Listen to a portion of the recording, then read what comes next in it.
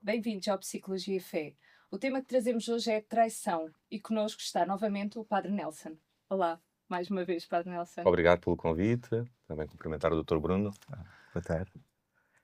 Eu vou começar sempre como começo pelo Bruno, que está connosco, que é quando uma pessoa descobre uma traição, muitas das vezes não diz apenas perdi a minha relação. Diz sinto que a minha vida foi uma mentira. Psicologicamente, o que acontece dentro de nós quando aquilo que acreditávamos ser verdade desaba de um dia para o outro? Bem, porque é exatamente isso que acontece. Aquilo que desaba de um dia para o outro é aquilo que nós acreditávamos. Nós não vivemos com factos. Ou vivemos com factos, mas na verdade vivemos muito mais com narrativas do que com factos. Ou seja, vivemos com a nossa interpretação daquilo que é a nossa realidade.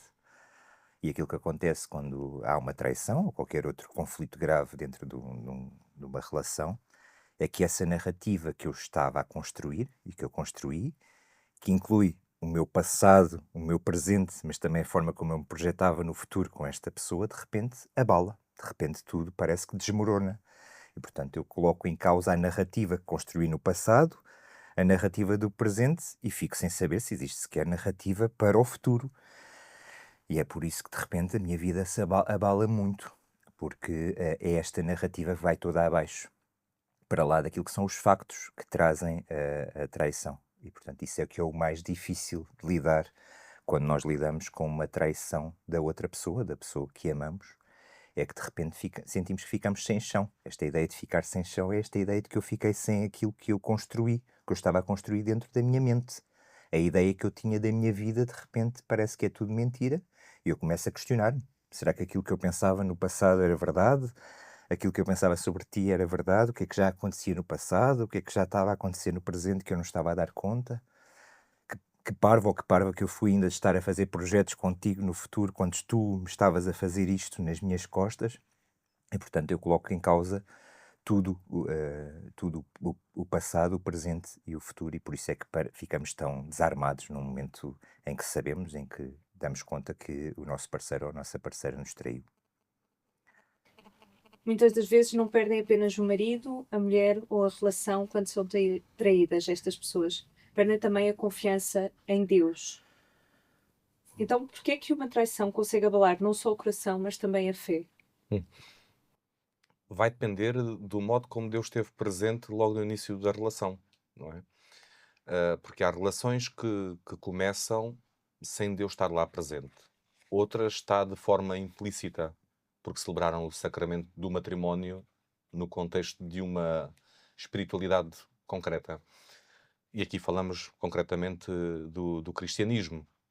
E olhando para o cristianismo, nós sabemos que o matrimónio é uma vocação em que homem e mulher são chamados a mostrar ao mundo o modo como Deus nos ama. Não é? Isto tem que estar sempre presente numa relação. Duvido que esteja. Não é? Esta consciência de que nós os dois somos chamados a exercer no mundo o modo como Deus ama o seu povo. Bom, como é que Deus ama o seu povo? Essa é que é a questão. Deus ama o seu povo com a fidelidade. Ele é sempre fiel, independentemente das nossas infidelidades. Não é? Eu até costumo dizer, em jeito de brincadeira, já fui muitas vezes infiel a Deus, até hoje ele nunca me pediu divórcio. Não é? Continua a apostar em mim. Mas agora, partindo do princípio que homem ou mulher, ou ambos, trouxeram Deus para a equação logo desde o início, então Deus fez parte desta narrativa que falava o Dr. Bruno e, portanto, é legítimo pedir contas a este Deus, levantar as questões e o perguntar onde está Deus não é sinónimo de falta de fé. No momento de fragilidade do matrimónio, quando tudo está abalado, perguntar-me porque é que tu permitiste, porque é que não estiveste cá, porque é que não salvaste isto, não encaro isso como falta de fé. Aliás, os salmos têm atitudes muito parecidas e, a última instância, Até a própria questão de Jesus na cruz pode ser aqui trazida como exemplo. Meu Deus, porque me abandonaste, não é? Até é legítimo que o ser humano se interrogue sobre a presença de Deus. Obviamente que muitas vezes quem vive essa crise de fé por causa de uma traição é porque colocou Deus no sítio errado. Porque partiu do princípio que por ser uma pessoa de fé, por ter chamado Deus a abençoar esta relação, por procurar ser uma pessoa justa e fazer tudo o que está ao meu alcance por aquela relação, Deus, em contrapartida, tem que fazer a sua parte, que é garantir que nada de mal acontece. Não é? O que nós vemos na Sagrada Escritura é que as promessas de Deus não passam por isso. Um Deus que nos livra dos perigos, das fragilidades, das tempestades, mas um Deus que atravessa as tempestades connosco. É completamente diferente. Agora, claro, quando nós temos uma relação deste nível com Deus, em que Deus tem que nos poupar aos tormentos, vamos nos desiludir muito com Deus sempre. Vamos. Agora, se nós nos lançarmos para a aventura de uma relação ou de qualquer aspecto da nossa vida, sabendo que em qualquer momento de tribulação Deus vai nos dar a força e vai estar lá a viver essa tribulação connosco, então, sem dúvida, não nos iremos desiludir no que diz respeito à fé. Vamos nos questionar, sem dúvida, mas vamos alcançar as respostas. Portanto, a primeira coisa que eu diria é respeitar quem vê a sua fé abalada, mas esse é o primeiro passo. Depois chegará a respostas mais concretas. Uma pergunta que atormenta muita gente, que é: será que fui traída apenas uma vez ou durante anos sem saber? Como é que uma pessoa vive quando já não sabe o que foi real e o que foi mentira? Vive de forma difícil se não abandonar esta ideia de que eu tenho que fazer sentido ou tenho que procurar sentido para a narrativa que eu construí no passado. As narrativas que nós construímos no passado são válidas, mas o passado tem uma coisa, tem uma característica que nós não podemos mudar, que é esta mesmo. Nós não podemos alterar o passado. Nós não podemos reconstruir o passado ou os factos do passado. Podemos reconstruir as narrativas que construímos sobre o passado. Isso sim podemos fazer. E, portanto, na verdade, eu perco esta ideia e esta segurança sobre aquilo que era a ideia que eu construí sobre o meu passado, com esta pessoa que eu encarava de uma certa forma e que agora eu passo a encarar de uma outra forma. Portanto, aquilo que eu diria, e aquele conselho que eu posso dar, é que mais do que eu pensar naquilo que foi o meu passado, é eu pensar naquilo que é a reconstrução do meu presente. O que é que eu posso fazer aqui e agora e o que é que eu posso passar a fazer a partir de agora para mim, para me fortalecer, para sair desta situação que é difícil de uma forma com a cabeça erguida e que me possa reconstruir psicologicamente e emocionalmente. E isso faz no presente e no futuro, não se faz lá atrás, no passado. No passado eu já não posso fazer nada, não posso reconstruí-lo, não posso alterá-lo, a única coisa que eu posso fazer é aceitá-lo e eventualmente tirar as devidas lições sobre aquilo que aconteceu para poder proteger no futuro. Isto vai um pouco ao encontro daquilo que também estava a falar o Padre Nelson há pouco, mas já muitas pessoas dizem: eu rezei pelo meu casamento, entreguei esta relação a Deus e mesmo assim fui traída ou traído. O que é que se diz a alguém que sente que Deus não protegeu aquilo que mais amava? É um pouco ao encontro daquilo que estava a dizer, mas um pouco mais específico. A questão é que Deus protegeu, não é? Deus, em qualquer sacramento, capacita a pessoa para viver de forma santa esse sacramento. Dou o caso também do meu. Eu sou chamado a muitas coisas pelo sacramento que recebi, que é o sacramento da ordem, não é? E sou chamado a muita coisa santa. E Deus capacitou-me no dia da ordenação com tudo o que é necessário para eu viver de forma santa as obrigações inerentes ao meu ministério. E se eu for infiel, não é? E se eu não fizer aquilo que Deus espera de mim? Significa que Deus não protegeu, não é? Tudo aquilo que pressupunha o sacramento da ordem? Claro que não. O que está aqui em causa é um Deus que ama e, portanto, porque ama, deixa livre, não é? E, portanto, Deus não assista isto tudo como um espectador que tira apontamentos para que na hora do julgamento possa dizer para ti que fizeste o correto, céu, para ti inferno. Não é esta a postura de Deus. Vai sempre fortalecendo, capacitando, não é? e, portanto, protegendo. Mas com aquela imagem do livro do Apocalipse muito interessante, não é? Quando Jesus diz: Eu estou à porta a bater, se alguém abrir uma porta, eu entro, sento-me à mesa e cearei com ele. É uma imagem muito bonita que revela o modo como Deus protege. Protege batendo à porta, dizendo: Estou aqui, convida-me. Então, se o ser humano não convida Deus a entrar na relação, não é? É impossível que a fidelidade exista na relação. Portanto, neste caso, uma pessoa, vamos pensar, normalmente quando pensamos em infidelidade, pensamos sempre no homem que é infiel, não é? E a mulher que está a sofrer. Neste exemplo, vamos inverter um bocadinho, não é? A mulher foi infiel, não é? Foi infiel e o homem está a sofrer. E, portanto, neste caso concreto, esta pessoa, este homem, tem que acreditar piamente que Deus apenas respeitou a liberdade da sua esposa. Deus não tem nada a ver com isto. Ele estava a continuar a proteger, estava a continuar a assistir, a acumular de graças, de bênçãos, mas esta pessoa em concreto fechou-se à ação de Deus, não abriu a porta, utilizando a imagem do Apocalipse, e, portanto, tendo-se desviado da comunhão do lar, do diálogo com o marido, enfim, de tudo aquilo que são componentes essenciais do matrimónio, caiu com uma grande rapidez na infidelidade. Deus estava lá. Há pessoas que ficam obcecadas por descobrir todos os detalhes. Querem saber quando começou, quantas vezes aconteceu, o que foi dito. Conhecer toda a verdade ajuda a curar ou pode aprofundar ainda mais a ferida? Depende um bocadinho do que é que se entende pela verdade, ou seja, o que é que eu entendo por verdade. Uma coisa é eu entender a verdade por conhecer aquilo que aconteceu de uma forma geral, ou seja, eu fui ou seja, eu fui traída ou fui traído e isso para mim é suficiente, é a verdade. Ou eu acho que a verdade é saber os pormenores mais íntimos e mais ínfimos das situações.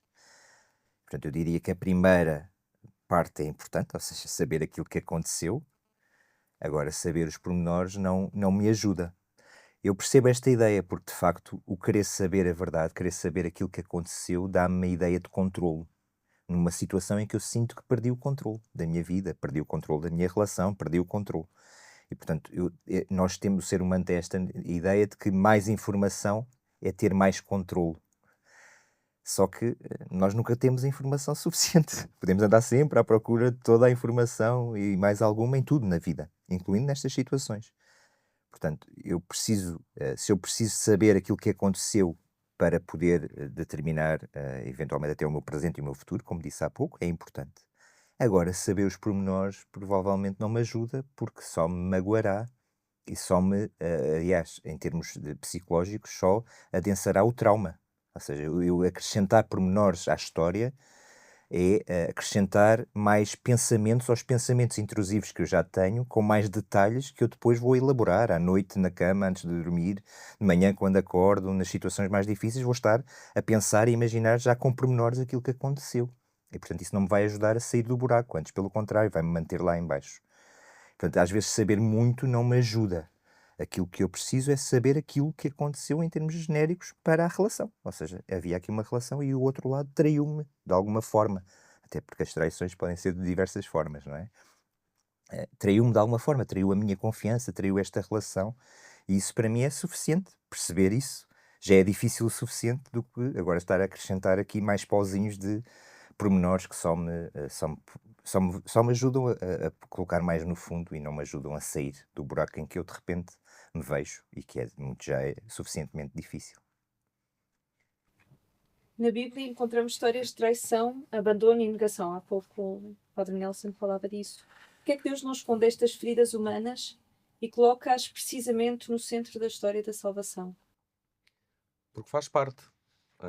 Deus, em toda a história da salvação, fala da verdade do ser humano. E a verdade do ser humano implica também a existência destas fragilidades, não é? Aliás, eu até gostava de usar aqui um bocadinho a imagem daquilo que acontece no dia do matrimónio, mais uma vez do matrimónio cristão, porque as palavras que são ditas por um e por outro são muito interessantes, até pela ordem pelas quais são ditas, não é? Eu prometo-te ser fiel, amar-te e respeitar-te. curiosamente, o amor não vem em primeiro lugar, não é? Eu prometo ser-te fiel, amar-te e respeitar-te. Vamos recuar um bocadinho àquilo que eu dizia há pouco, que, na verdade, o amor, bom, tem este perigo que há pouco o Dr. Bruno também falava, não é? As relações muitas vezes perdem este amor, particularmente quando nós o reduzimos a um sentimento, não é? Mas vamos pensar no modo como o sacramento é chamado a ser no mundo. Uma imagem daquilo que Deus faz connosco, não é? Este é o ponto de partida que eu dizia há pouco, não é? Então, isto significa que quando nós olhamos para a história da salvação, no centro da história, cronologicamente, está a morte de Jesus, não é? Mas já havia Deus antes, não é? Mas nós ouvimos na Bíblia isto, não é? Deus amou de tal modo o mundo que lhe entregou o seu próprio Filho. Portanto, não há dúvidas que aquilo que aconteceu com Jesus Cristo há 2000 anos foi a maior epifania do amor de Deus para connosco. A grande manifestação. Então, e antes? Deus não amava? Não é? Esta é uma pergunta legítima. Se a grande manifestação de amor é ali na cruz, antes não havia amor. Antes o que havia era fidelidade. Um Deus que faz uma aliança com o seu povo e Deus é fiel à sua aliança. Portanto, estamos a ver a ordem da história da salvação. Primeiro, fidelidade de Deus, o amor, ali comprovado na entrega do próprio Filho de Deus à morte. E o que é que segue depois da cruz? O respeito. O respeito para com cada ser humano de viver uma vida com Deus ou de deixar essa vida, não é? Agora vamos ao centro, e isso é a resposta a essa pergunta. O centro é o amor, e o que é que significa amor, não é? Jesus dizia há pouco, Jesus foi claro quando disse que não há maior prova de amor do que dar a vida. Dar, que é sinónimo de doar. Doar. Na língua portuguesa, o que é que nós chamamos à doação levada ao extremo? Perdoar. Não é? Portanto, a maior manifestação de amor é o perdão. Não é? Não sei se concordam comigo, mas para haver perdão tem que haver qualquer coisa para ser perdoada. Então, possivelmente, porque é que a Sagrada Escritura nos coloca esses exemplos de infidelidade? Não é para dizer que isso tem que ser normalizado, as infidelidades, não é? Mas para dizer como é que nós temos que reagir diante das infidelidades. Portanto, a infidelidade está aqui, também na Sagrada Escritura. Eis agora como tu te deves comportar diante da infidelidade. Nas amizades, nas relações, em todas elas, relações afetivas, relações entre Estados, por aí fora, que tem o seu exemplo sempre em Deus. O modo como Deus reage à nossa infidelidade. Dizia há pouco, até hoje nunca me pediu o divórcio. Portanto, Deus continua a apostar em nós, apesar das infidelidades. Não deve ser nada fácil uma pessoa perdoar o outro nestas circunstâncias, e há muitas vítimas de traição que culpam-se a si mesmas, inclusive. Muitas das vezes perguntam onde é que falharam. Porquê é que é tão comum assumir as culpas quando não são nossas? É comum porque, na verdade, dói menos do que outras coisas, a culpa, ainda assim. Embora não seja fã da culpa, aliás, a culpa corrói muito e, em termos psicológicos, traz-nos muito mal-estar em termos da nossa saúde mental. Mas a culpa, ainda assim, dói menos do que a impotência. Ou a culpa ainda dói menos do que eu pensar, se eu pensar que tive alguma culpa, eu não penso, ou eu acho que não penso o oposto, que é, eu fiz tudo e mesmo assim não foi suficiente. Portanto, eu prefiro encontrar alguma culpa em mim do que achar que fiz tudo e que mesmo assim não foi suficiente para impedir a traição do meu companheiro ou da minha companheira. E, portanto, é desse ponto de vista psicológico que eu assumo a culpa como até uma resposta para a eventual impotência ou para eventual achar que não fui, que fiz tudo e mesmo assim fui traído ou fui traída. Além de que nós vamos, numa relação, construindo uma ideia que é positiva, que é quando existe o nós, quando nós estamos numa relação, a responsabilidade passa a ser partilhada. E isso é importante, ou seja, aquilo que são os nossos problemas. Não é os teus, não é os meus, são os nossos problemas. E, portanto, nós aprendemos numa relação, e do ponto de vista saudável, é bom, seja esta ideia de partilha também das responsabilidades, ou de, se queiram chamar, entre aspas, a culpa. Num momento de traição, nós somos levados um bocadinho nesse embalo de, ok, a responsabilidade pode ser partilhada. Ou seja, pode haver aqui algo que eu possa ter feito ou contribuído para que isso tivesse acontecido, além de que existem até elementos de educação, de cultura, que nos levam às vezes a pensar isso, que é, ou seja, ele fez isto ou ela fez isto, mas atenção, se calhar há alguma coisa que tu também tenhas contribuído para tal. É importante que nós pensemos o contrário nestes momentos, que é, não há nada que eu tenha feito que justifique a traição. Isto vai para além daquilo que depois possa eventualmente ser o perdão e a reelaboração sobre aquilo que aconteceu, que é diferente, ou seja, eu perdoar não é o mesmo do que eu aceitar a culpa. Não é a mesma coisa. São coisas diferentes. Ou seja, eu tenho que perceber que quem trai tem toda a responsabilidade, independentemente daquilo que eu tenha feito ou daquilo que eu sou. Tem toda a responsabilidade pelo ato.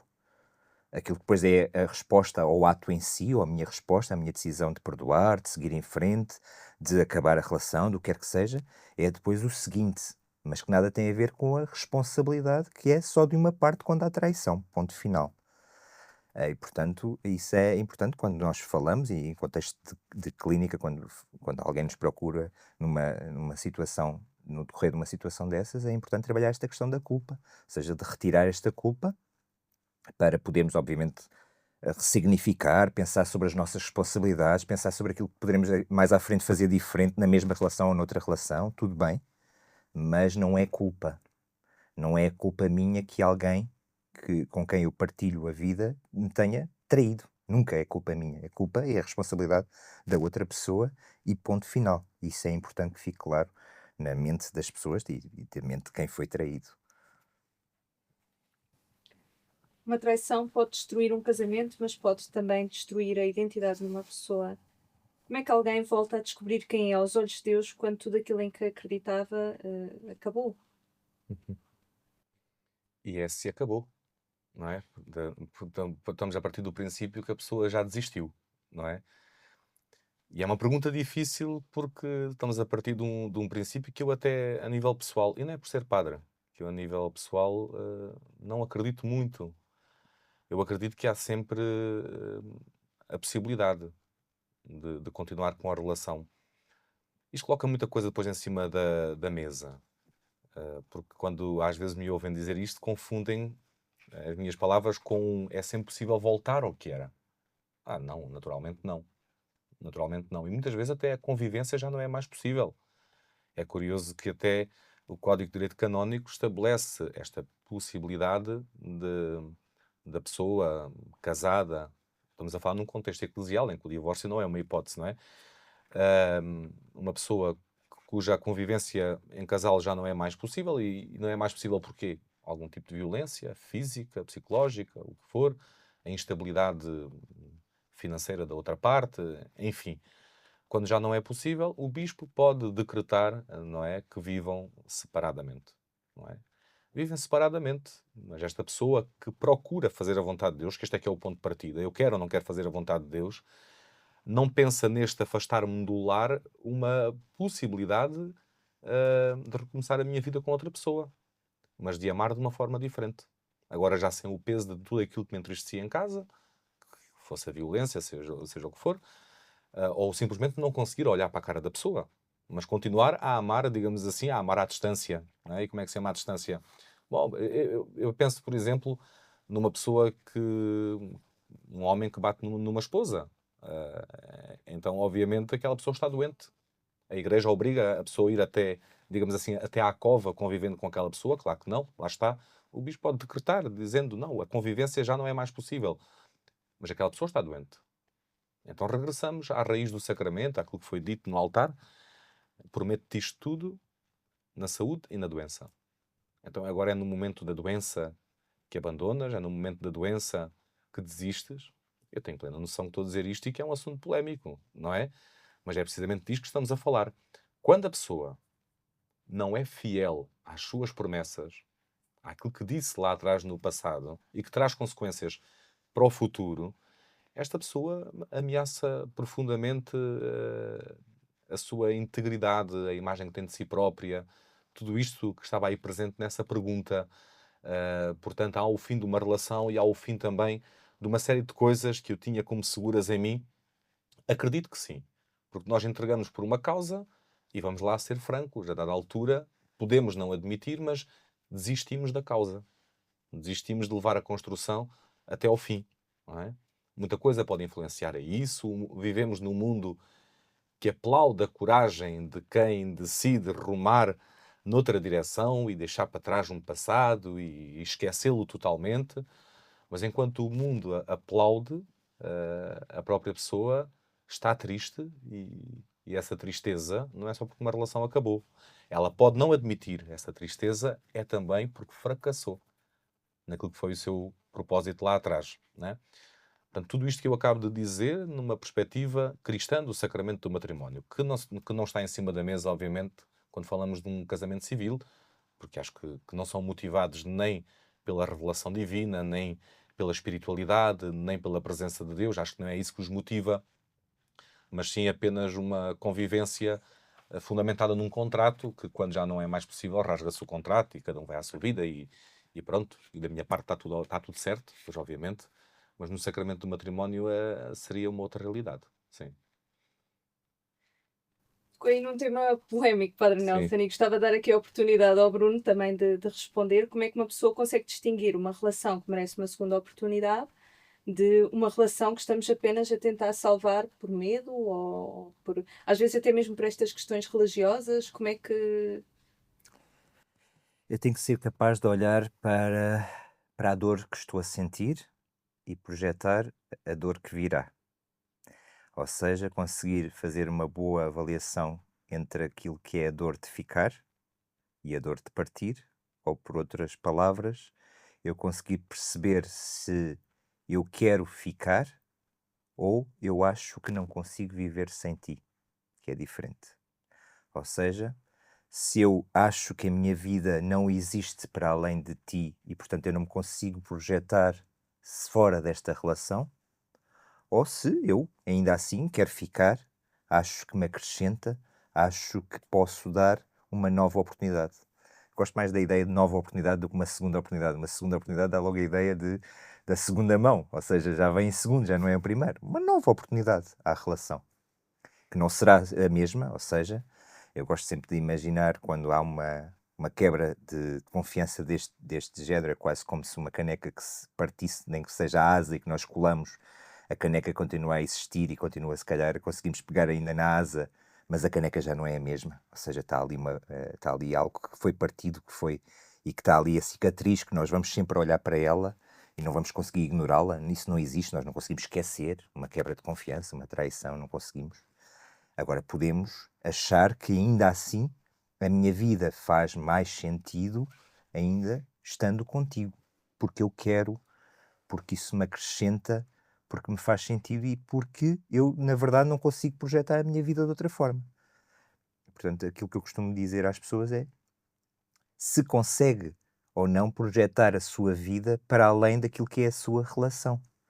Se eu consigo projetar a minha vida, então porquê manter uma relação que já está tão, às vezes, desgastada? Até porque, convenhamos, a traição em si, o ato da traição, muitas vezes não é a razão, é o sintoma, é o sinal de uma relação que já está desgastada, que já não existe por vezes. Portanto, às vezes é só aquele sinal, não é mais do que isso. E, portanto, eu estou a olhar para o sinal de uma coisa que, na verdade, já estava desgastada, já não existia, que eu estava a agarrar-me pelas razões que fosse. Portanto, aquilo que interessa é eu olhar para a dor, se eu estou a suportar uma dor de ficar só porque sim, só porque é suposto, mas isto vai-me ruir toda a minha vida, ou se eu quero perdoar, entendo que podem haver erros, entendo que posso voltar a ressignificar esta relação, voltar a dar uma oportunidade a esta relação e continuo a achar que posso ver valor acrescentado para mim e para nós no futuro. Claro que isso depende também muito da forma como eu consigo compreender a traição. Isto parece um bocadinho estranho, esta ideia de compreender a traição. Não no sentido de desculpabilizar a traição, mas nós devemos compreender o outro, saber compreender o outro. Eu só consigo manter-me contigo se perceber quais foram os mecanismos que te levaram à traição. O mecanismo não é nos pormenores, mas é o porquê. O que é que te levou a teres esta necessidade? Foi a necessidade de voltares a ter entusiasmo? Foi de sentir-te atraído? Foi o quê? Quais são as tuas razões para eu também te conseguir compreender? E isto é, eu diria que quando falamos em segundas oportunidades ou em novas oportunidades, isto é muito importante. A ideia de podermos pôr para debaixo da terra o assunto é que não é uma solução. Então, se eu vou dar uma nova oportunidade a esta relação, então vamos tornar isto um tema. Ou seja, um tema no sentido em que, porque é que o fizeste? Vamos lá compreender-te. Não quer dizer que te vá desculpar ou que vá entender, mas quero perceber o porquê, para compreender o que é que te levou até aqui, o que é que nos levou até aqui, o que é que levou a esta situação. Lá está, esta traição como sintoma e não como o problema central. Às vezes a traição em si não é o problema central, é só mesmo o sinal que nos aparece que revela depois a doença mais profunda que existe na relação. Se Jesus estivesse hoje sentado à frente de alguém que acabou de descobrir uma traição, qual é que acha que seria a primeira coisa que lhe diria? Eu acho que a primeira coisa que Jesus diria era não dizer nada. Porque há coisas que não exigem ou não reclamam por palavras rápidas ou de uma justificação. Quando uma pessoa está abalada emocionalmente, o Dr. Bruno se calhar poderá explicar isto um bocado melhor, mas eu entendo assim, na minha relação com as pessoas, são pouco racionais. Não é? São pouco racionais. A gente bem fala, não é? Mas eu até noto às vezes nos atendimentos que nem me ouvem. A pessoa só quer chorar, só quer pôr para fora aquilo que está a sentir. E, portanto, com as emoções todas ali a fervilhar, palavras racionais para tentar explicar alguma coisa, logo à partida, uma coisa que não tem explicação, não é? Não tem sentido, não é? Eu, imaginando Jesus nessa circunstância, imagino mais depressa um abraço que uma palavra, não é? A palavra virá, mas as emoções tinham que ser organizadas primeiro, não é? Para haver ali um espaço favorável para a compreensão de qualquer coisa que tivesse que ser compreendido. Mas vejo Jesus nestes dois caminhos. O primeiro, o da tal empatia que se falava há pouco, uma empatia de presença, uma empatia de que a outra pessoa perceba que estou ali, não necessariamente compreendendo tudo o que ela está a sentir, porque eu não passei por uma traição, mas pronto, estou ali, podes contar comigo. Este seria o primeiro gesto, digamos assim, de Jesus. Eu acredito que em segundo lugar, e concordando totalmente com o Dr. Bruno, que objetivamente, quando há traição, objetivamente, diante do ato, a culpa é só de um, não é uma culpa partilhada, concordo perfeitamente com isto. Eu acredito que Jesus faria um exercício com a pessoa de recuar às origens da relação para perceber o que é que conduziu àquele ato cuja culpa é só de um. Do ato, a culpa é só de um, mas do histórico que levou àquele ato, pode haver uma culpa partilhada. Eu não sei se me estou a fazer bem entender, mas efetivamente, e há pouco também o Dr. Bruno falava que a traição não necessariamente tem que ser só a questão sexual, não é? Obviamente podemos colocar aqui muitas outras coisas, expectativas que são traídas também. Mas o que é que leva alguém a trair? Bom, diante da traição, repito isto para que não haja dúvidas sobre o meu posicionamento, diante da traição é um ato da liberdade daquela pessoa, a culpa está ali, mas há um histórico. E eu acredito que Jesus mostraria esse histórico. O que conduziu aquela pessoa a uma fraqueza tal que tivesse caído naquela traição. E diante deste histórico, estaríamos diante das ferramentas necessárias para darmos uma nova oportunidade, não é? Uma nova oportunidade de reconstruir a relação, agora colocando sobre a mesa este histórico todo para que isto não se repita. E eu até acho que há muitas coisas nas relações que deveriam ser exceção e que nós normalizamos. Aquilo que deveria ser uma exceção passa a ser o habitual. Eu vou falar de um assunto, se calhar não esperavam que fosse o padre a falar disso, mas o não terem as relações sexuais porque não apetece a um. Não é? Isto é legítimo. Não é? É legítimo e pode ser repetido. Não é? Do ponto de vista também da fé, obviamente, mas é sempre considerado uma exceção. Isso não pode ser normalizado. Não é? E, portanto, isto tem que ser falado. Não é? Tem que ser falado, tem que ser conversado, não para convencer o outro a ter as relações, mas se calhar até o consenso será, ok, eu agora já compreendo e respeito esta decisão e assumo na minha vida também de não ter, mas tem é que ser conversado. Não é ir empurrando com a barriga este assunto em que um quer, o outro não quer e agora no que é que ficamos? Enfim, não tirando culpa ou o peso da culpa daquele ato em concreto, há todo este histórico que muitas vezes conduz a isso. Portanto, tem que ser conversado. Sintetizo respondendo objetivamente. Vejo Jesus a dar este abraço, vejo Jesus a mostrar o que levou a isto. Não é? Para dizer, vamos apostar outra vez na relação, corrigindo isto. Não é? Bruno, gostava de acrescentar alguma coisa antes de passarmos aos TPCs? Sim, é um bocadinho esta, eh, esta responsabilidade afetiva que nós temos que saber construir. E nos casais que falta muito, que depois leva a muitas coisas, incluindo as distraições, como outras coisas quaisquer.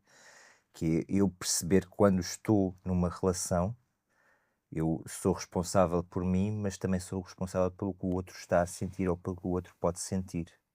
E isto é algo muito poderoso, eu acho que é algo que é muito valioso, hum, que não colide com aquilo que é o empoderamento individual, que hoje em dia se fala tanto, e que as pessoas confundem um bocadinho às vezes os termos, que é esta ideia de eu tenho que pensar só em mim e não tanto no outro. Às vezes há um bocadinho esta ideia.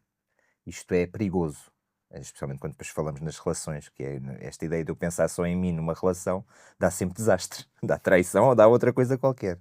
Portanto, quando eu estou numa relação, sou responsável por mim, por aquilo que eu sinto, mas também tenho uma responsabilidade pelo aquilo que o outro sente. Aquilo que eu faço tem impacto no outro. E eu sou responsável por esse impacto que estou a causar no outro. Portanto, nas relações nós falamos muito da tal responsabilidade que vem aliado ao conceito de liberdade, que falávamos noutro, noutro episódio, sobre esta ideia de eu, para exercer a minha liberdade numa relação, também tenho que, só o posso fazer tendo a noção da responsabilidade que tenho, incluindo a responsabilidade afetiva que eu tenho sobre o outro. E por vezes falta muito isto nos casais de pensarem sobre aquilo que é a minha responsabilidade afetiva. Que é as minhas ações têm impacto no outro, seja uma traição, seja outra coisa qualquer. E eu tenho que ter consciência disso, a todos os momentos. Por isso é que se calhar a fidelidade, o ser-te fiel vem em primeiro lugar. Porque eu até posso estar a perder o amor, mas estou numa relação contigo e ainda te devo fidelidade. Ainda que possa já não te amar da mesma forma. Porque se estou numa relação, devo-te a fidelidade. Posso já não te devo o amor porque ninguém me pode obrigar a amar-te, mas devo-te a fidelidade porque estou numa relação contigo. Porque se não quer estar numa relação, então tenho que ter a coragem e a personalidade de dizer que esta relação não existe para poder romper então a tal fidelidade. TPC final. Padre Nelson, imagino que está a falar para alguém que nos está a ouvir sozinho no carro ou em casa, que acabou por passar por uma traição, um divórcio ou uma separação que nunca quis. Alguém que sente que perdeu a relação, os sonhos e até um pouco de fé. Se pudesse deixar apenas um trabalho de casa espiritual para esta semana, qual seria? Uhum. Pronto, eu imagino essa pessoa, pelo menos durante 8 dias, durante uma semana, a procurar uma igreja fora dos horários das celebrações e estar sozinha diante do sacrário e começar o seu diálogo com Jesus, dizendo isto: durante 8 dias, eu hoje não venho aqui pedir-te respostas, venho apenas dizer-te como é que eu estou e dizer como está. Não é? E repeti-lo várias vezes, porque eu acredito muito que esta inquietação que se gera numa pessoa de querer compreender tudo pode matá-la. Não é? Porque se calhar até pode ela própria, essa pessoa que está a ouvir-nos no carro, vir a morrer sem nunca compreender o porquê. Não é? Mas não perde a sua dignidade e tem todo o direito de apresentar-se como está diante de Deus, que tudo cura e que tudo pode resolver, não devolvendo a pessoa ao seu estado anterior, porque a gente costuma ouvir que o tempo cura tudo. Tenho sérias dúvidas que no caso de uma traição o tempo vai curar tudo. Vai nos deixar, se calhar, tipo uma caneca colada na asa, não é? E, portanto, a marca ficará lá sempre. Mas isso não pode, de maneira alguma, ser uma condicionante para a pessoa que eu vou ser amanhã. Ou seja, fico paralisado, perco o chão, não quero mais viver, deixo de acreditar que é possível confiar em alguém. Isto já seria uma grande tempestade, não é? Para evitar essa tempestade, trabalho de casa 8 dias, ir à igreja e dizer: Senhor, não venho à procura de respostas, venho dizer como é que estou, como é que me encontro. Bruno, se tivesse de deixar um trabalho de casa para alguém que também foi traído e que neste momento passa horas a tentar perceber o que é que aconteceu, a rever conversas, a procurar sinais e respostas talvez que nunca irá encontrar, que exercício lhe daria para começar a recuperar a sua paz? Eu gosto muito de recomendar exercícios de escrita. Acho que o ato de escrevermos ajuda-nos muito a lidar com as nossas emoções, porque por vezes ficamos presos nos nossos pensamentos disfuncionais e não conseguimos sair deles. E quando os colocamos, começamos a colocá-los numa folha de papel, começamos nós próprios a conseguir organizar as nossas próprias ideias e, consequentemente, as nossas emoções também de uma forma diferente. Portanto, eu recomendava, se calhar, aqui um exercício de uma tabela com 4 colunas, em que eu colocaria o que é que eu sei sobre esta situação, e escrever o que é que eu sei, do que é que aconteceu, do que é que, das razões que levaram, do que é que, das responsabilidades que são minhas, das responsabilidades que são do outro, o que é que eu sei sobre esta situação. Noutra coluna, o que é que eu nunca saberei e tenho que aceitar, ou seja, o que é que eu não tenho controlo, que não vou saber, não há forma de saber, e é mesmo assim, nós temos que aceitar também aquilo que não sabemos e que não controlamos. E depois outras 2 colunas muito importantes, que é o que é que eu preciso agora para cuidar de mim, o que é que eu posso fazer para cuidar de mim, posso fazer sozinho, preciso de um amigo, preciso de ir à missa, preciso do quê agora para cuidar de mim, para me sentir melhor nesta fase. E uma última coluna que é, para além do que é que a outra pessoa sente sobre mim, é porque é que eu me amo, porque é que eu posso ser amado, o que é que faz de mim alguém que pode ser amado. Porque é que eu me amo a mim, para lá daquilo. Porque quando às vezes nós estamos numa relação, também nos esquecemos que, para além do que aquilo outra pessoa sente por nós, também há aquilo que nós sentimos por nós mesmos. Não nos podemos anular nisso. Claro que é bom sentirmos amado pelo outro, mas também é muito bom que nós nos possamos amar a nós próprios. Sem nos sentirmos mal por isso, não é? Parece que é quase um sacrilégio nós amarmos a nós próprios, nada disso. Portanto, uma coluna em que eu possa dizer porque é que eu me amo, é muito importante para eu sentir também um bocadinho mais força neste momento, que é difícil, em que eu me sinto atacado, sinto desvalorizado, sinto que a minha autoestima está lá no fundo, e acima de tudo pensar outra coisa, que é a traição não me define. E isto é muito importante porque nós damos esta imagem da pessoa que foi traída, às vezes com imagens feias, não é? Com a ideia desculpem lá a expressão, de ser o cornudo, de ser o não sei quê. Ou seja, há uma identidade de quem foi traído, quase como se nós impingíssemos uma identidade a quem foi traído. E é importante que quem foi traído pense claramente e que saiba que há quem pense o contrário, que é seres traído não te define em nenhuma forma. Tu não és a pessoa traída, tu és muita outra coisa. E, portanto, a traição em si, esse comportamento, é a tal responsabilidade que não é tua, nem sequer te define. Tu és muito mais do que isso e tens muito mais motivos para ser amada do que isso. Muito obrigada aos dois por esta conversa. Se conheces alguém que lá em casa ou algum amigo teu esteja a passar por uma situação idêntica, partilha com ele este podcast. Espero que seja útil e vemo-nos no próximo episódio.